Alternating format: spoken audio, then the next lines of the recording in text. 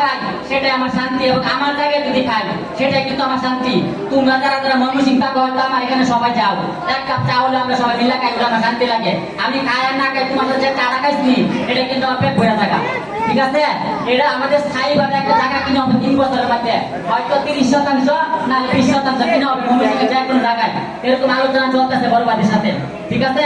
মাত্র 3000 টাকা প্রতি মাসে জমা দেবে, এটা কিন্তু ব্যাপার না। কিন্তু অনেক আছে, বিশেষ করে আমার কয়েকটা পোলাপান আছে এখানে, বিশেষ করে ছোট ভাই আছে, বড় ভাই আছে, বিশেষ করে আমার বন্ধু সুমন আছে, আনারুল আছে, আদিল আছে, আলমগীর আছে, আর বড় ভাই যারা আসবে এর সাথে জড়িত হবে তাদেরকে আমরা সাদরে সম্ভাষণ জানাবো। এবং যারা ছোট ভাই তারাও আসবে, তাদেরকে গ্রহণ করা হবে, যাতে আমাদের একটা স্থায়ী একটা জায়গা হয়।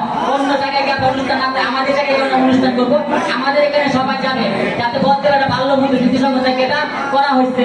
এই জন্য সবাইকে আমরা দৃষ্টি আকর্ষণ করছি, এই ফোনটা যারা নিবা তাদের আমাদের সবচেয়ে মানে আমরা উপকৃত হবো, আমাদের সংগঠনের উপকৃত হবো।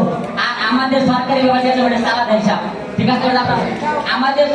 আমাদের টাকা দিয়ে যাতে আমরা সাহায্য করতে পারি, আমরা অন্য কোনো অনুদান আমাদের এত দরকার নাই, ঠিক আছে? যেহেতু আমরা সবাই এখানে থাকি, একটা না একটা কিছু করি, আমরা কর্ম করি, কিন্তু সবাই আমরা কার কাছে টাকা চাইতে চাই না, আমরা নিজের টাকাতে আমরা করবো এটা, যাতে সবাই বলতে পারে না এরকম একটা সংগঠনে তাই এরকম একটা বড় জিনিস করে ফেলছে।